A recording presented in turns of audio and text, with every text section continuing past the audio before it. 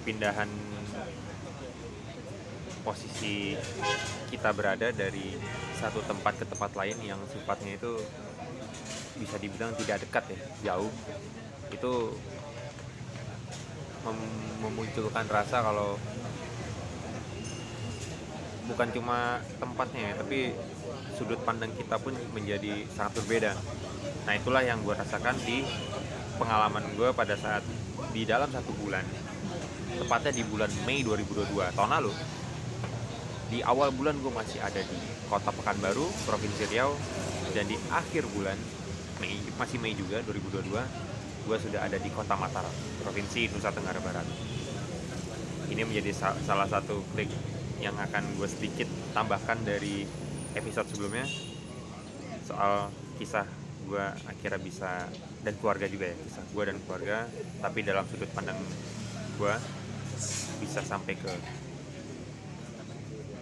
NTB dari base gue yang aslinya dari Tangerang Selatan.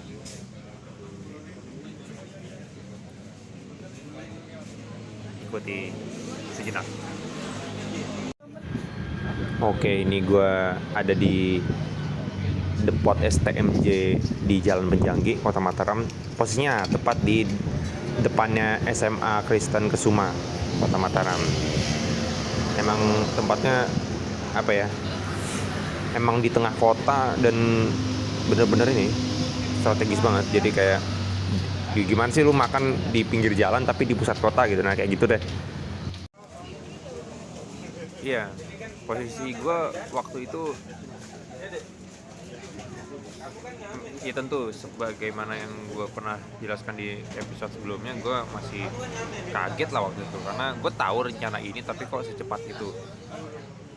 Dengan posisi yang waktu itu masih di Pekanbaru, yang looks-nya itu terlihat sekali kalau ya Pekanbaru itu kan Riau ya, itu kan looks Melayu, walaupun secara sosial lebih berbudaya Minang gitu sebenarnya, tapi looks-nya looks Melayu, apa ya, dan benar-benar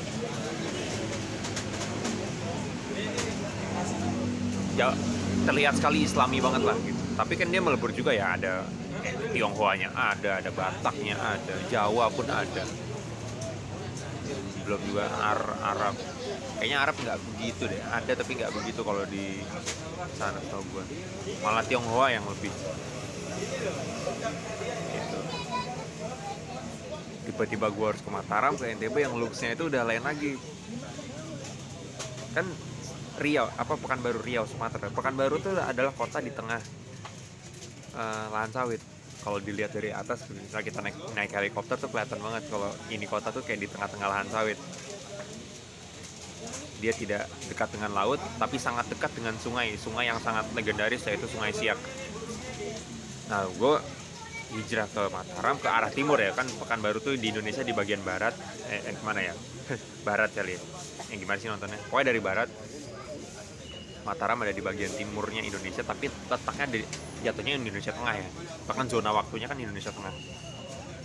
Lebih cepat 1 jam dari WIB ya, which is Jakarta lah, Jakarta dan sekitarnya sebagai patokan WIB ya, yang paling sering dipakai. Nah itu benar-benar sesuatu yang berbeda, karena juga Mataram itu adalah kota di pinggir pantai, kota pesisir. Tapi looks udaranya tuh adem-adem yang gimana gitu. Jadi antara adem sepoi-sepoinya laut, nyur-nyur pantai lah gitu kan, dipadukan dengan hawa sejuknya pergunungan atau pebukitan. Ini kan dekat sama pebukitan Pusok kan, di area menuju ke KLU, Kabupaten Lombok Utara. Itu adalah anak bukit atau anak gunungnya Rinjani. Kalau kurang lebih ya, mungkin apakah gue salah info, tapi kayak satu rangkaian dengan puncaknya yaitu Rinjani. Gue izin minum dikit. Ini STMJ telur bebek. Sorry ini karena kamera depan kan mirror, jadi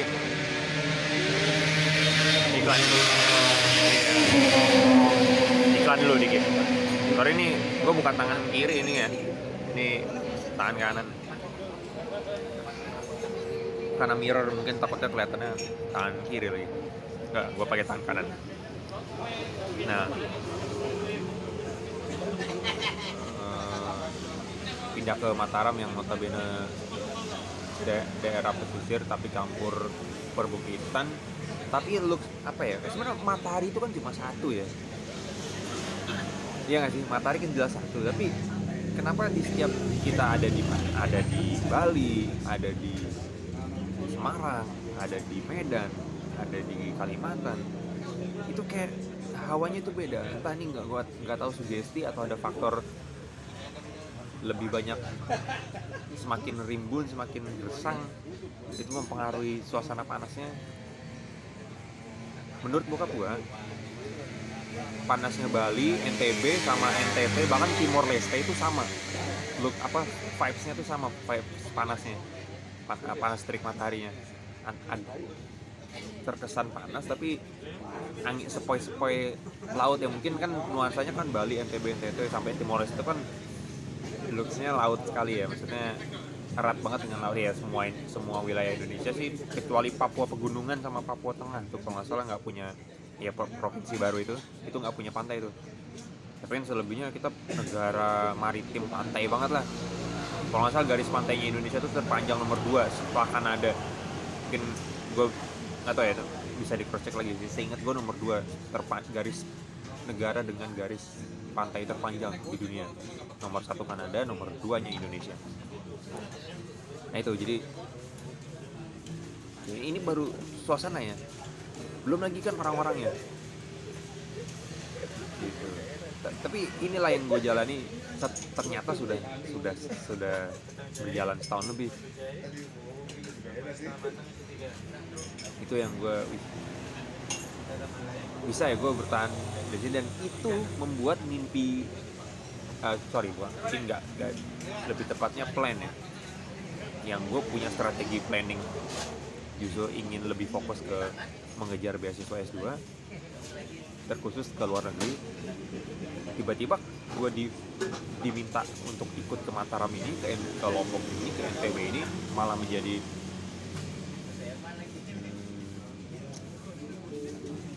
plan gue jadi berubah. Walaupun walau alam ya, ini kan manusia hanya bisa berstrategi aja, nggak bisa menentukan, kan Allah yang menentukan. Nah gue jadi kepikiran, kayaknya kok jadi asik ya kalau misalkan gue bisa berkehidupan di daerah lain. Karena alhamdulillah nih di NTB gue berhasil ya, meskipun sangat erat dengan gue kan masih ikut sama orang tua juga gitu kan. Tapi challenge gue lagi, gue berpikir bisa nggak ya gue berkehidupan di daerah lain yang juga tidak punya hubungan dengan diri gue. Entah itu di mana deh, wilayah Indonesia yang lain di luar Jawa, Sumatera lah ya, memang mungkin masih erat dengan gue. Kalimantan, Sulawesi ya kan, Maluku, terutama memang yang wilayah yang etnis muslimnya masih lebih oke. Itu makanan halal masih, ini tempat sholat masih mudah, kayak gitu-gitulah. Walaupun nggak bentuk kemungkinan di daerah-daerah yang juga non muslimnya lebih banyak, kan bisa jadi. Yang penting kan kita saling menyesuaikan aja lah, gimana baiknya. Nah itu, jadi gue berpikir bisa atau enggak, karena posisinya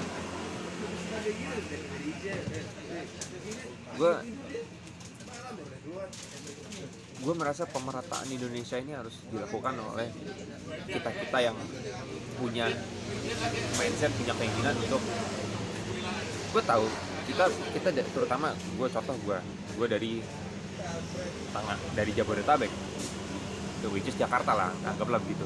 Dari Tangerang Selatan sih, tapi anggap aja Jakarta lah. Itu kan akhirnya gue kesini tuh kan seakan-akan kayak penurunan karir. Kalau secara realita mungkin iya, tapi secara mindset ini menurut gue harus berubah. Ini menurut gue mindset harus ditinggalkan. Gue bisa bilang kasihan gitu loh, Kak. Kasihan mereka tuh pengen ada orang baru datang. Mereka pengen ada site baru dari orang pendatang. Meskipun gue tidak bisa memungkiri kalau terkadang memang di daerah itu kerap kali ada oknum-oknum yang tidak bertanggung jawab dan memanfaatkan bukan jatuhnya hampir kayak eksploitasi yang nggak senonoh kepada para pendatang untuk ya terjadi clash aja gitu, clash sosial. Mereka kayak apa ya, kalau bahasa syariatnya tuh kayak hasad kali ya, kayak ada iri dan dengki gitu loh kepada pendatang. Padahal pendatang ini tidak berniat yang aneh-aneh, dia justru ingin give something, apa nih yang bisa saya berikan, dan bahkan mau belajar budaya juga gitu loh.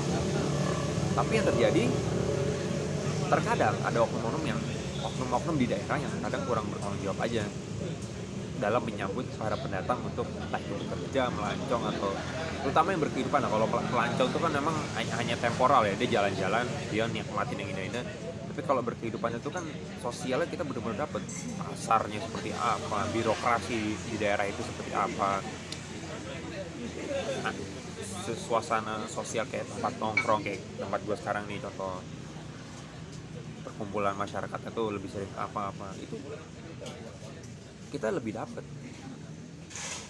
Nah ini yang sedang gue cari, dan semoga terus ada waktunya, meskipun misalkan walau alam ya, mungkin tahun depan atau beberapa waktu ke depan gue bisa aja memulai kehidupan baru dengan berkeluarga, entah itu menikah atau apalah ya, terutama menikah lah, yang sebenarnya sudah mulai gue pikirkan, dan mungkin nanti next time bisa gue bahas kali ya soal itu, atau hal-hal lain lah. Gue sih nggak mau menuju karena emang masih ada challenge untuk gue, untuk gue harus belajar lagi nih. Kayaknya ini bukan yang nggak mau buru-buru dan bukan yang mau lama-lama untuk tidak menikah juga, tapi ada rasa yang masih pengen belajar aja lah, sering berjalan waktu. Walaupun juga nggak untuk kemungkinan kita udah menikah pun bisa tetap sambil belajar juga. Oke, itu aja. Makasih yang udah mau dengar, udah mau nonton. Atau ini gue asik nih tempatnya, gue lumayan juga. Cuma emang agak-agak eksklusif sih, karena di tengah kota banget, jadi agak-agak pricey dikit, tapi oke lah untuk cari suasana dan cari inspirasi. Contohnya kayak gini-gini. Oke, terima kasih.